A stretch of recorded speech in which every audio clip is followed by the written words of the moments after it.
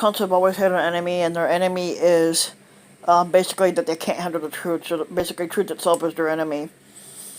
At its core, 45's defense in these impeachment proceedings is not a dispute over the facts of the case, but the credibility of the witnesses or the motives of Democrats. It's a bid to discredit the truth itself.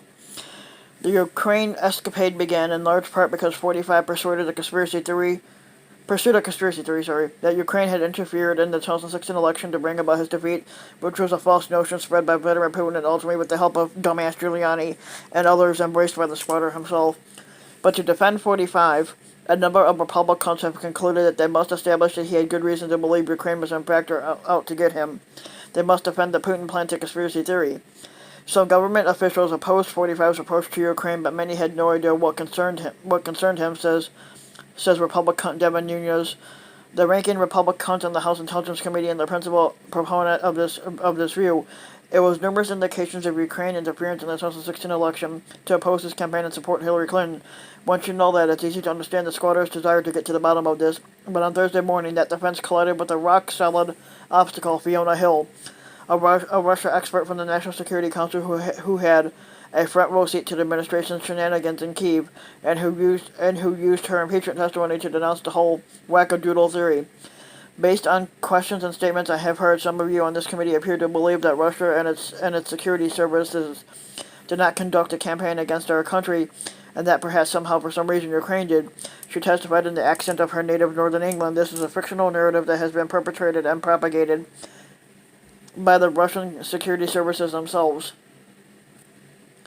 She continued her scalding at length. I refuse to be part of an effort to legitimize an alternative narrative that the Ukrainian government is a U.S. adversary and that Ukraine, not Russia, attacked us in 2016.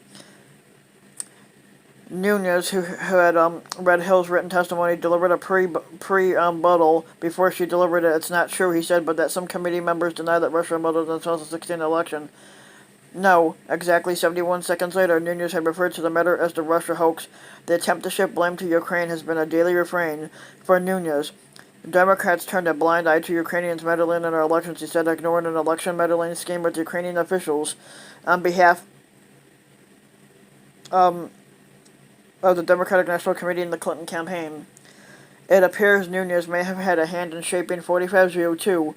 Hill, during her deposition, said Kash Patel, a former Nunes staffer who joined the White House, apparently shared information with 45 about Ukraine, so much so that 45 seemed to think Patel was the NSC's Ukraine director. Hill said it alarmed everyone.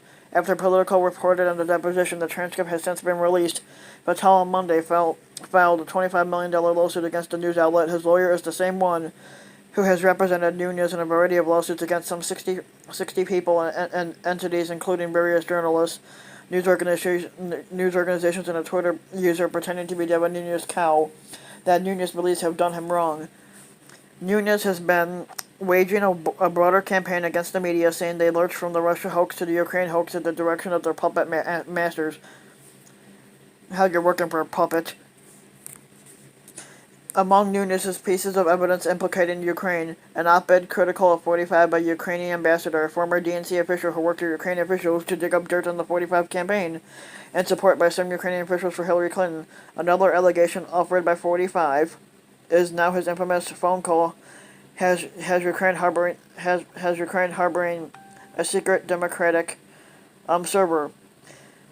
Hill, during her testimony, dismissed the server fantasy. Although critical of the Ukrainian officials who discharged 45, she explained that many officials from countries did the same, and the Ukrainian detractors appeared to be individuals unlike Russia's top-down assault. Nunes didn't challenge Hill directly on Ukraine, instead taking a detour to Fusion GPS, the Steele dossier, and other recurrent elements of the fever dream that he shares at each hearing. Apparently he didn't want to go toe-to-toe with her on what she called politically driven falsehoods that so clearly advanced Russian interest. The impact of the successful 2016 Russian campaign remains evident today, she said. Our nation is being torn apart, truth is questioned, and Devin Nunes fights with all his might for a fantasy